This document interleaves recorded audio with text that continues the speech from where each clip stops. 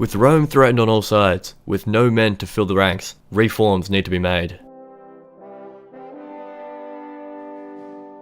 In the year 113 BC, with the Germanic tribes of the Cimbri and the Teutons on the northern border invading, Consul Papyrus Carbo was sent to defeat this horde, but he himself being defeated, losing an entire legion.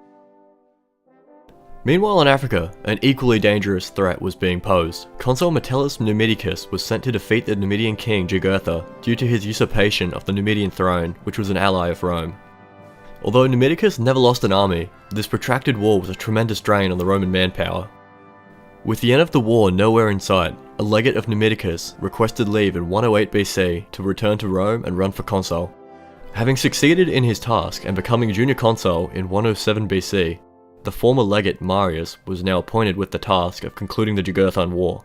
Although eager and a competent general, he had no army, unable to recruit any soldiers due to the massively depleted manpower reserve, with all men being sent directly to halt the Germanic invasion in the north.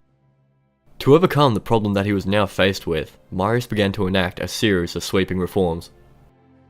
The foremost of the reforms enacted by Marius was the inclusion of the Roman landless citizens known as the Capiti Censi into the census. With this change, now all Roman citizens were counted by the head instead of their property. This would allow the formerly excluded citizens from joining the army. Although now having the manpower, they were unequipped and untrained. Marius' next task was for the state to provide arms and training. With this achieved, Marius now offered the masses permanent employment as professional soldiers with an enlistment for 20 years. The second important reform implemented by Marius was the formation of a professional standing army that wouldn't be disbanded at the conclusion of war. He also began to standardize training and equipment through the reformed legions. Drilling and training now took place year-round, not just during preparation for conflict. Reorganizing the structure of a legion, the total number of active fighting men would be 4,800, with an extra 1,200 being non-combatants. The non-combatants would be operating the baggage train and attending to the legionaries.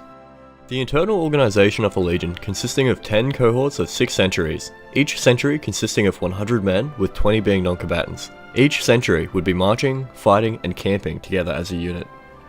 The third major reform that was introduced was the legislation that offered retirement benefits in form of land grants to retiring soldiers. Men of the head count would be given a pension by their commanding general and a plot of land on conquered territory on which to retire.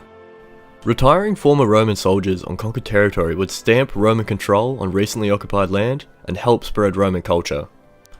The final reform, and arguably the most important to create the future Roman Empire, was to grant full Roman citizenship to Italian allies that fought for Rome. When they completed a full period of service of 20 years, they'd be granted Roman citizenship. This would lead to the military and the Republic as not just being Roman, but being Italian. The first and most obvious result of the Marian Reforms was the increased military capability of the Roman army. When war was threatened, a consul would no longer be forced to hastily organize a military response from scratch. Having to recruit and train an army to fight and obey military command was a major task. Although with all the benefits that Marius introduced, these reforms also turned the loyalty of the common soldier away from the Roman state and more towards the generals they served. It became increasingly common for commanding generals to prolong their command by using the force under his command to intimidate the Senate and consolidate his own power. Some generals even went as far as declaring war on their political enemies. This would lead to a civil war, such as Sulla. Ultimately, these reforms saved the Republic for a time by strengthening its military, but this also led to the transformation into the Roman Empire, with the consolidation of power into one man,